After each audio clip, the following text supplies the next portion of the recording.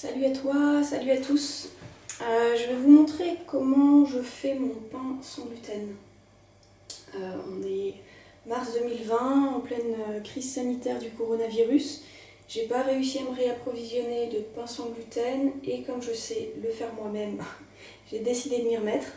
Et comme il y a régulièrement des gens qui me demandent comment je procède pour faire mon pain sans gluten, et que quand je l'explique, ça a l'air d'être toujours compliqué à comprendre pour mes interlocuteurs, je me suis dit que peut-être en image, ça allait être beaucoup plus simple. Voilà. Donc déjà, qu'est-ce qu'il faut comme matériel? Donc, un pot en verre, une spatule, un mixeur, et plus tard pour la cuisson, il faudra un moule à gâteau et du papier sulfurisé. Voilà. Et pour les ingrédients, je prends du sarrasin en graines. Je ne le fais pas à partir de la farine, je le fais vraiment à partir de la graine. J'ai plus de mal à le maîtriser depuis la farine. Ça m'est arrivé de le faire, mais j'ai plus de mal à le maîtriser. Voilà, j'ai pris l'habitude avec la graine. On aura besoin d'eau filtrée. Je vous conseille vraiment de prendre de l'eau filtrée. Là, c'est du sarrasin aussi bio. Je pense que ça marcherait aussi avec de l'eau non filtrée, du sarrasin pas bio, mais paraît-il que que tous les produits toxiques qu'on peut trouver inhibent le processus de fermentation. Voilà. Bon, de toute façon, moi j'achète la plupart du temps bio, donc ça règle le problème. Et après, pour assaisonner, je vais faire du sel. Moi, je mets du poivre dedans. Vous pourrez mettre des graines. Là, j'ai du tournesol, des graines de lin. Je pense que ça marche très bien aussi avec des graines de courge et des graines de sarrasin. Et puis, j'ai jamais essayé, mais j'imagine que ça marche aussi avec tout ce qui est noix. Voilà. Donc,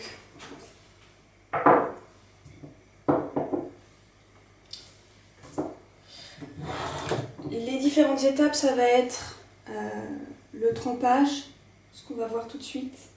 Dans quelques heures, ça va être mixé et assaisonné.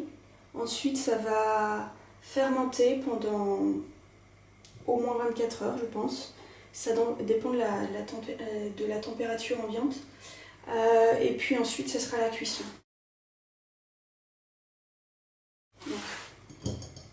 Donc, trempage, ça j'en ai pas besoin.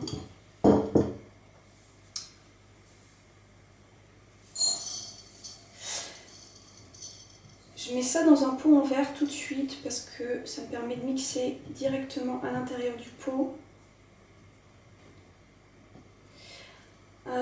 Et de laisser fermenter à l'intérieur du pot. Et le pot en verre, c'est très bien parce que ça va me permettre, durant la fermentation, de voir comment ça a monté, de voir la texture de la pâte, comment elle change. Bon, là, j'en ai pas beaucoup. Je vais en rajouter un peu.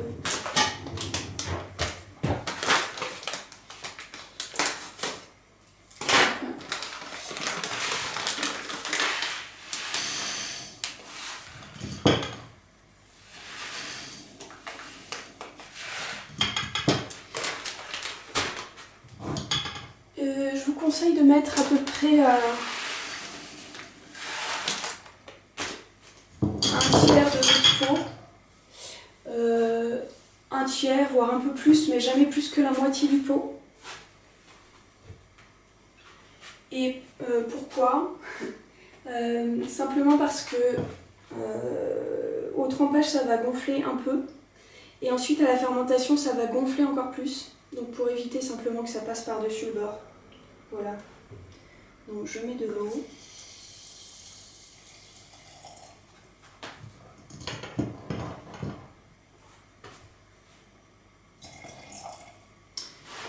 Et de l'eau, j'en mets un peu plus que le niveau du sarrasin.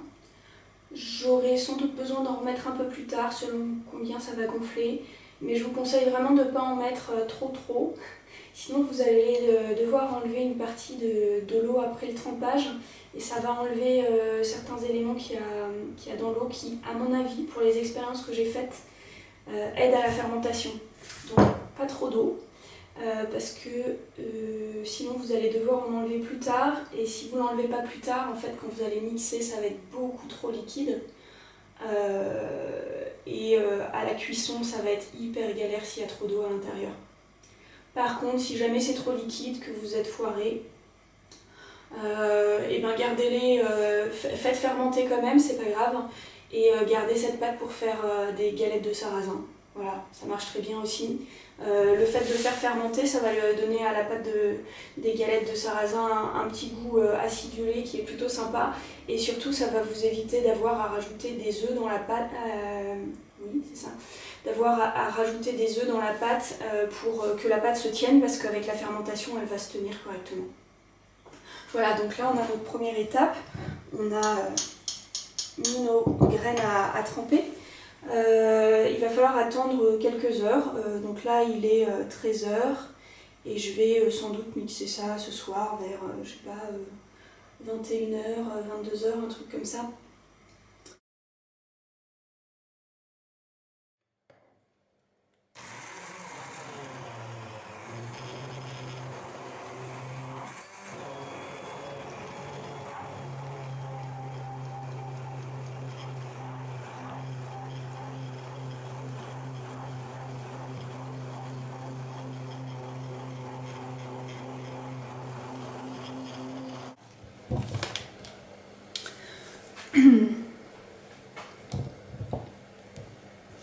Bon voilà, ça prend un peu de temps à mixer.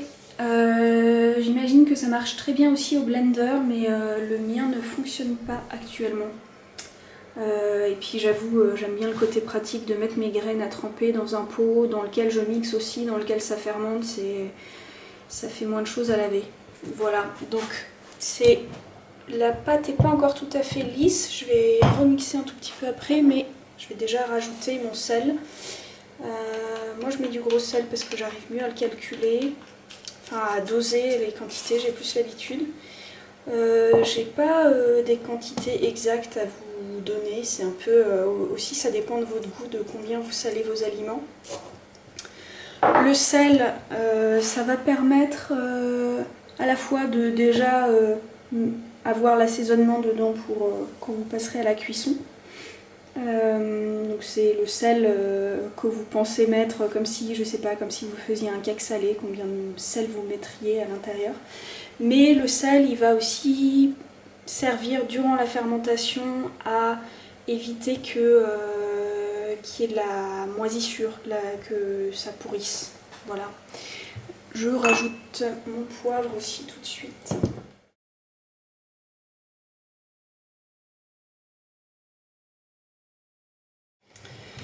Et voilà.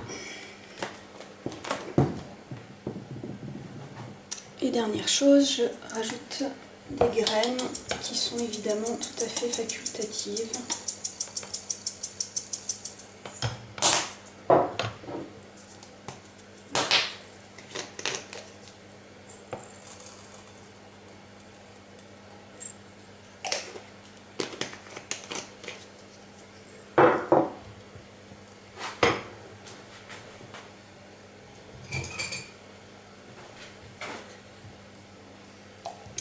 Alors vous voyez, la pâte est assez épaisse.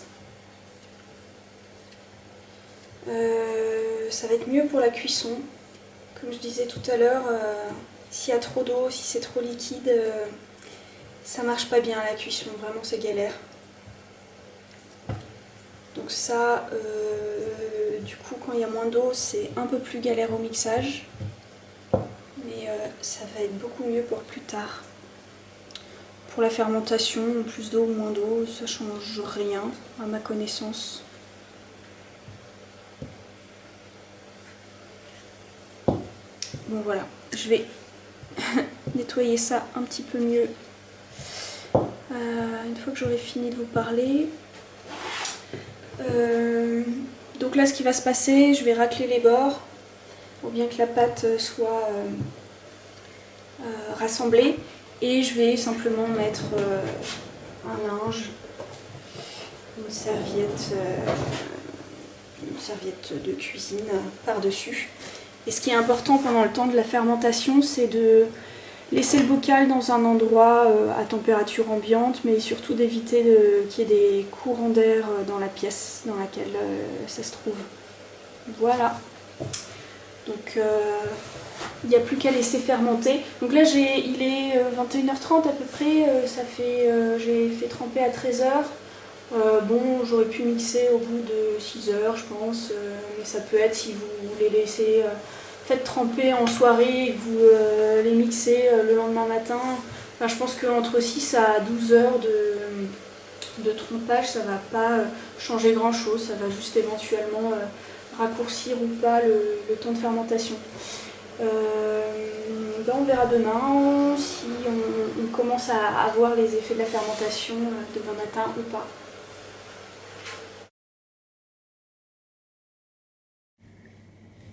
Je ne sais pas si vous arrivez à bien voir, mais il y a des bulles qui commencent à apparaître dans la pâte, des toutes petites bulles. Je pense qu'on les voit quand même. Et du coup, au fur et à mesure du processus de fermentation, il va y avoir de plus en plus de bulles qui vont apparaître et surtout elles vont être aussi de plus en plus grosses. Jusqu'à ce que la pâte ressemble un petit peu à une éponge et de ce fait on va avoir évidemment le niveau de la pâte qui va monter. Là elle n'est pas encore beaucoup montée pour le moment. Voilà. Et donc après là il va falloir encore attendre évidemment un certain temps, mais après l'enjeu ça va être quand même de trouver le bon moment pour cuire la pâte. C'est, je trouve, la seule difficulté de faire ce pain. Là, ça va être un petit peu plus facile, a priori, pour moi de le maîtriser parce que je suis coincée chez moi. Donc, j'ai le temps de faire attention à ce processus de fermentation. Mais on ne peut pas toujours maîtriser correctement quand on fait des allées-venues dans la journée. Oui, l'enjeu ça va être de trouver le bon moment pour cuire le pain parce que si je ne le laisse pas assez fermenter, là par exemple clairement si je le mettais maintenant au four, à mon avis mon pain il se tasse, il va pas gonfler, le processus de fermentation est pas assez avancé pour que ça fasse l'effet de comme quand vous mettez du bicarbonate ou de la levure dans les gâteaux qui est là pour faire lever. La fermentation elle sert à ça aussi, à aérer le pain.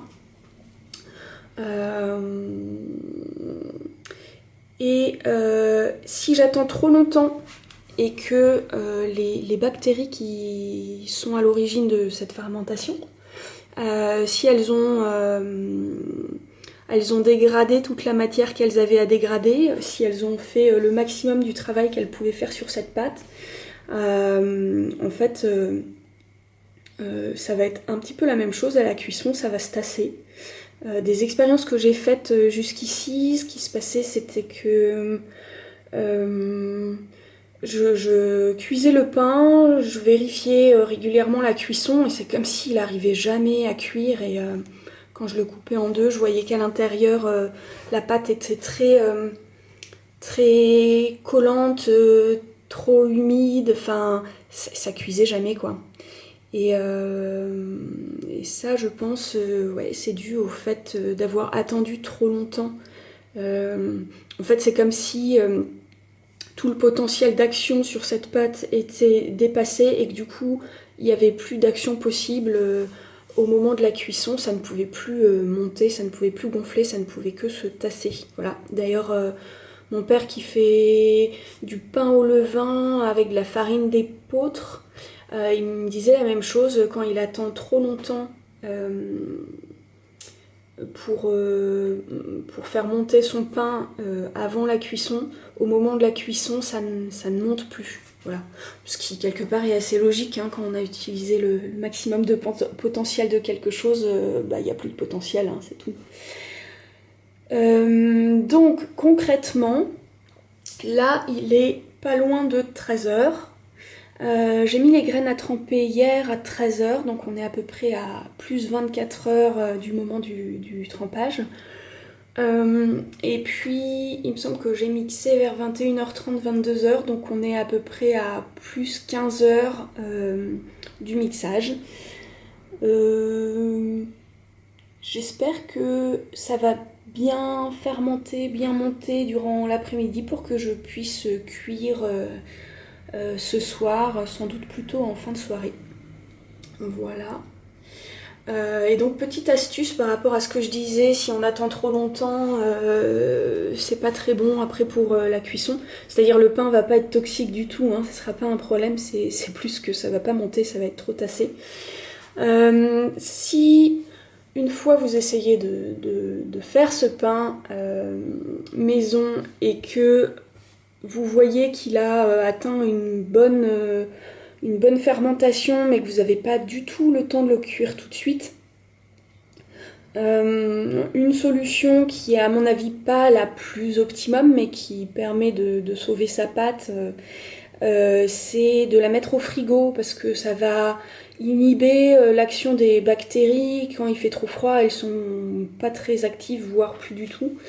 Donc ça va inhiber leur action, ça va arrêter plus ou moins le processus de fermentation et donc quand vous revenez chez vous, tranquillement vous sortez votre pâte du frigo et puis vous mettrez à cuire et ça sera la prochaine étape qu'on va voir ensemble, j'espère en fin de journée.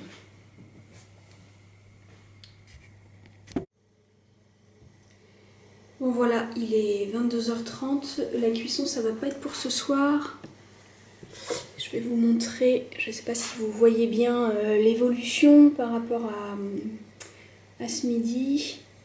On voit plus de bulles, elles sont un peu plus grosses mais c'est loin d'être assez fermenté. Pour information, dans ma cuisine aujourd'hui il faisait 18-19 degrés. C'est un peu le minimum de température qu'il faut pour avoir une bonne fermentation, donc évidemment ça met plus de temps que s'il faisait 20-22 degrés quoi. Je dirais, moi les températures que j'observe qui sont pas mal, c'est entre 18 et 25 degrés. En dessous ça fermente vraiment mal, mais bon on a rarement moins que 18 degrés chez soi. Et au-dessus de 25 degrés en été quand il fait vraiment très chaud, ça accélère le processus. Donc ça le rend assez rapide, mais de ce que je me souviens pour les légumes fermentés que je fais au niveau gustatif, c'était moins agréable du coup. Je me rappelle plus trop pour le pain, voilà.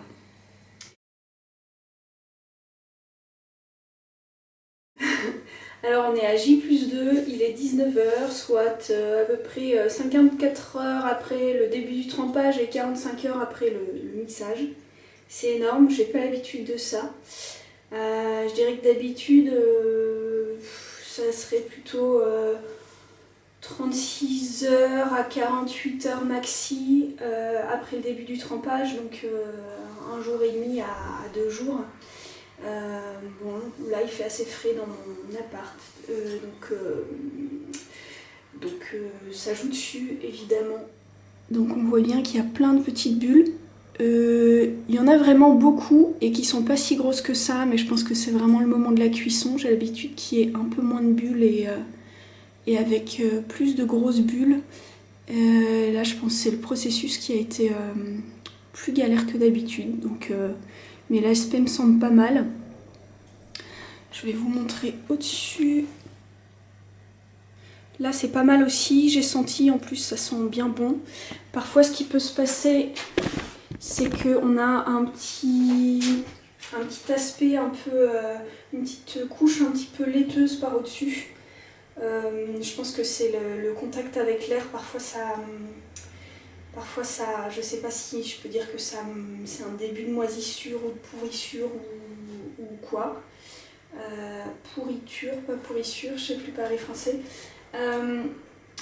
Dans ces cas-là, pas de panique, vous raclez juste avec la cuillère, vous enlevez un peu ce qui est en surface, un peu de matière en surface. Vous sentez si ça sent bon, il n'y a pas de souci, vous pouvez le cuire et le manger. C'est ça qui est bien avec la fermentation, c'est qu'on le sait tout de suite, si on ne peut pas le manger, ça sent mauvais. Si ça sent pas mauvais, il n'y a pas de souci. Et oui, il y a cette chose-là que c'est pareil avec les légumes fermentés. Parfois, en surface, ils ont un aspect pas super net. Et du coup, j'enlève la surface. Et puis en dessous, si ça sent pas mauvais et que ça goûte pas mauvais, il n'y a pas de souci. Bah voilà, on va passer à la cuisson.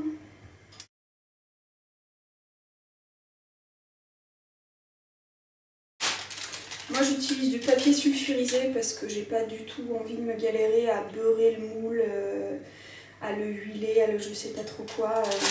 Je trouve ça plus pratique. Alors je sais pas, peut-être que le papier sulfurisé, un jour on me dira que c'est pas bien.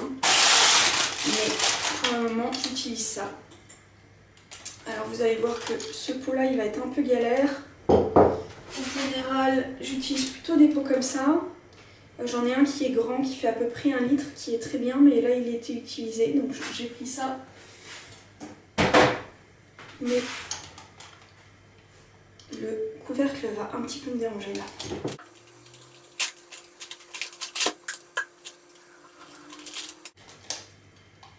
Bon voilà, je vais faire ça un petit peu mieux hors image. Ce qui va donc se passer là, c'est que je vais, d'ailleurs j'aurais dû le faire déjà, allumer le four à 180 degrés.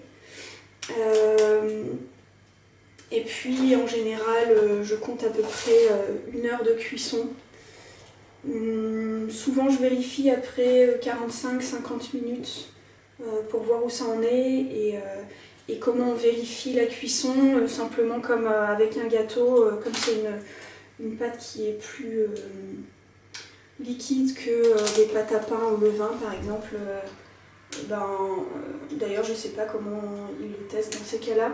Je sais pas comment fait mon père, mais avec cette pâte-là, simplement la pointe d'un couteau, si elle ressort sans qu'il y ait de résidus dessus, c'est que c'est cuit. Et si au bout d'1 heure, voire 1 heure et quart, j'ai toujours...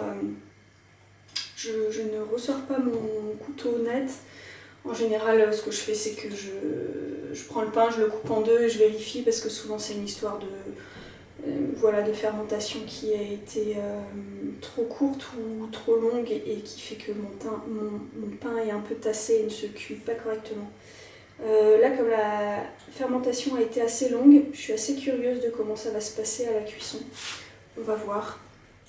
Oui, juste avant de le mettre dans le plat, ça pourrait être le moment aussi de regoûter un tout petit peu de pâte pour rectifier éventuellement l'assaisonnement, rajouter du sel si vous avez l'impression qu'il y en a besoin. Donc avant de le mettre dans le plat. Et entre le moment où il est dans le pot et le moment où je le mets dans le plat, à part si vous rajoutez un peu de sel, mais moi j'ai tendance à éviter de trop le remuer. J'ai l'impression aussi que ça, que ça fatigue la pâte, enfin que ça va lui réduire sa possibilité à gonfler pendant qu'elle est dans le four. Je sais pas si c'est juste une idée comme ça dans ma tête ou s'il y a une logique scientifique derrière, je ne peux pas vous dire, mais en tout cas moi je fais comme ça.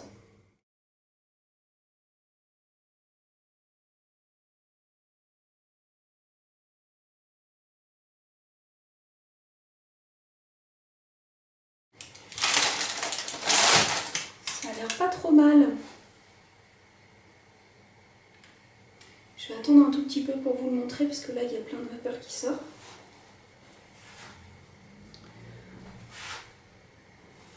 Je voulais juste rappeler un truc, je l'ai pas encore dit, c'est vraiment à partir de la graine de sarrasin décortiqué que ça se fait.